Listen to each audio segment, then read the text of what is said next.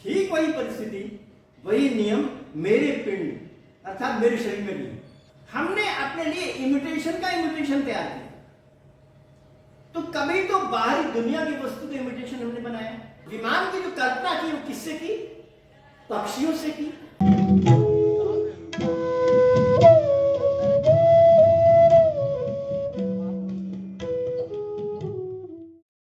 प्रिय महानुभाव, आज मैं आपके समक्ष संस्कृत मुहावरे एवं लोकोक्तियां इसके 11वें अंक को लेकर आपके समक्ष प्रस्तुत हूं।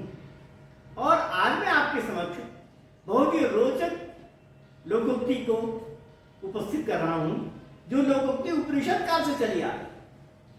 और उस उपनिषद में कहा गया है कि यद ब्रह्मांडे तत्पिंडे, ये बहुत प्रसिद्ध है। उसमें कहा है कि जो ब्रह्मांड में है, जो पूरे विश्व में है, जो घटनाएं, जो परिस्थिति, जो नियम पूरे ब्रह्मांड में संचालित हैं, ठीक वही परिस्थिति, वही नियम मेरे पिंड अर्थात मेरे शरीर में भी है। मेरे शरीर में पूरे ब्रह्मांड को मैं न देखूं, केवल मैं अपने शरीर में देखूं, तो भी मैं अपने ब्रह्मांड की जो नियम है उसको जानने समझने में कुछ समर्थ हो पाऊं। इसलिए उसने कहा कि जो ब्रह्मांड में वही पिंड में। आप देख सकते हैं कि ब्रह्मांड में कितनी फिजिक्स लगी है, कितनी केमिस्ट्री, कितनी बायोलॉजी लगी हुई है। अगर हम भिन्न भिन्न प्रकार के विषयों में जो विज्ञान में विद्वान है, उन सबका अध्ययन करते रहते हैं। अब भी चल रहा है वो अध्ययन और आगे भी चलता रहने वाला है। इतने बड़े से बड़े फिजिक्स का, केमिस्ट्री का, बायोलॉजी का उपयोग हो रहा है इस ब्रह्मांड के अध्ययन करने के लिए। और उसी केमिस्ट्री से, उसी फिजिक्स से, उसी बायोलॉजी का उपयोग करते हुए हमारा एक पिंड बना है। तो इसलिए ये कहना बहुत बहुत बढ़िया है कि जो ब्रह्मांड में है और वही पिंड में है। स्थिति तो यह है कि जो ब्रह्मांड में चीजें हैं उसको देख करके हमने अपने काम के लिए चीजें बनाई। और कभी कभी ऐसा हुआ कि हमने अपने पिंड में जो चीजें हैं उसको देख करके चीजें बनाई। मनुष्य ने जितने आविष्कार किए हैं सब किसी न किसी दृष्टि से इमिटेशन ही तो है। इमिटेशन माने अनुकरण ही तो है। यानी एक कवि ने कहा कि ये जो दुनिया है वो ईश्वर का मैनिफेस्टेशन है। और ईश्वर का जो जितनी शक्ति है उसका इमिटेशन है। और जो दुनिया की चीजों को हमने बनाया वो इमिटेशन का इमिटेशन है। हमने अपने लिए इमिटेशन का इमिटेशन तैयार किया। तो कभी तो बाहरी दुनिया की वस्तु का इमिटेशन हमने बनाया, माने ब्रह्मांड का इमिटेशन बनाया। और कभी पिंड में, माने हमारे शरीर के अंदर रहने वाली चीजें हैं उसका इमिटेशन बनाया। इमिटेशन ही तो बनाया, कभी ब्रह्मांड का और कभी पिंड का। आप देख सकते हैं कि ये जो हमने बैलगाड़ी का चक्का बनाया, व्हील चक्र बनाया, वो चक्र जानते हैं? सूर्य जो हमको देखने में वृत्ताकार लगता है उसके समान हमने चक्र की परिकल्पना की। हमने ये देखा कि सूर्य जो कि देखने में वृत्ताकार मालूम होता है वो बहुत तेजी से भाग जाता है। तो अगर कोई वस्तु में इस दुनिया में बनाए जो कि वृत्ताकार हो वो बहुत तेजी से भाग जाएगी। हमारी दुनिया में जितने प्राणी थे ना सब तो सब पैरों वाले थे, मगर हमने तेज चलने के लिए उन पैरों वाले पशु पक्षियों की तुलना नहीं की।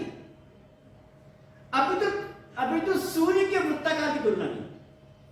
जितने पैरों वाले हैं, चाहे 2 पैर वाले या 4 पैर वाले या 6 पैर वाले, है ना। सुनते हैं चीता जो सबसे तेज भागता है वो भी 4 पैर वाला सबसे तेज भागता है ना। तो जितने पैरों वाले, जितने तेज से तेज भागने वाले हैं, उनसे भी तेज भागने वाला पैरों वाला नहीं है, वो चक्र है, वो चक्का है, जो कि सूर्य की तुलना से विकसित हुआ है।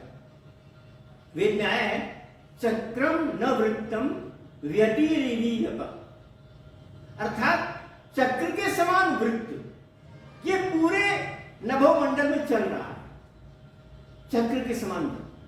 तो हमने उस वृत्ताकार की जो तुलना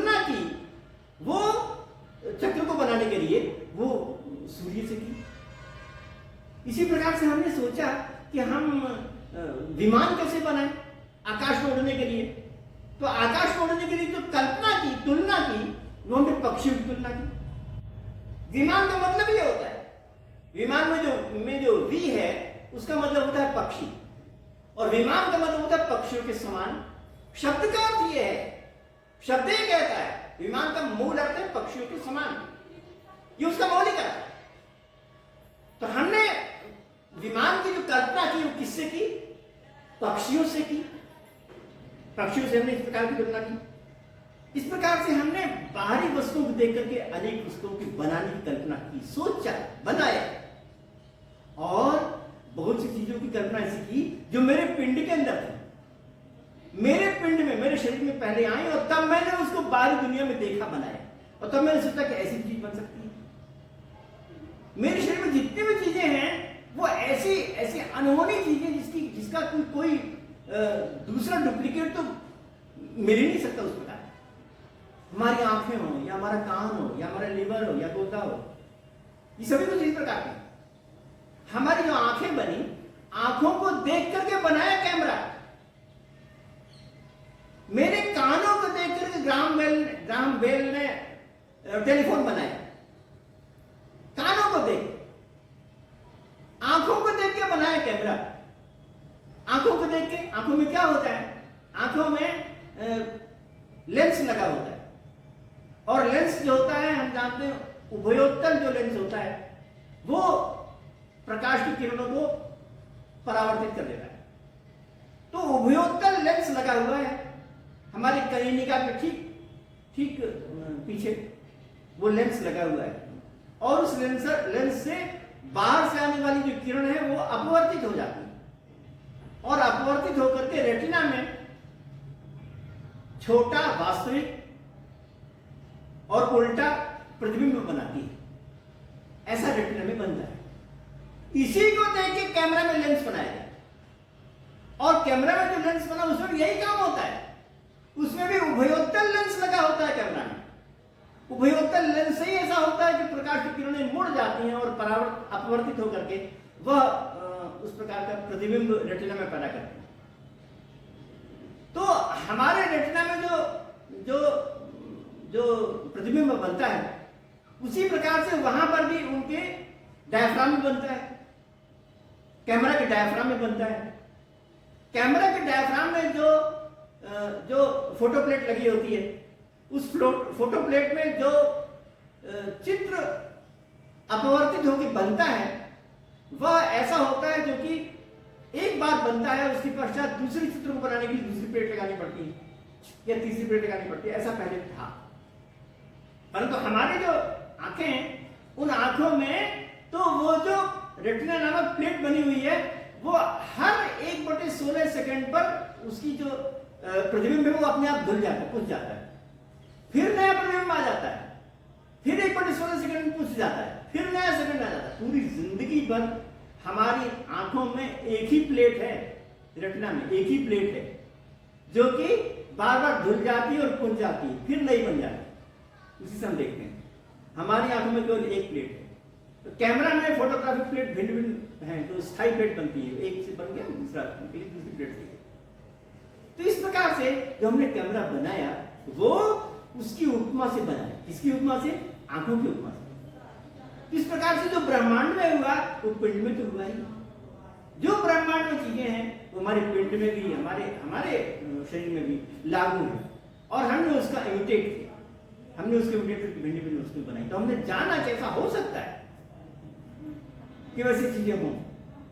हमारे पास जो इत्यादि बहुत प्रकार की चीजें। मैं अपनी इस बात को अन्य पार्ट्स में आपके समक्ष प्रस्तुत करूंगा, क्योंकि ये जो विषय बहुत रोचक है कि ये ब्रह्मांड, ये पिंड, ये किस प्रकार अन्य वस्तुओं के संबंध में से प्राप्त होता है। आपने इस अंक को बहुत ध्यानपूर्वक सुना, इसलिए आपको बहुत बहुत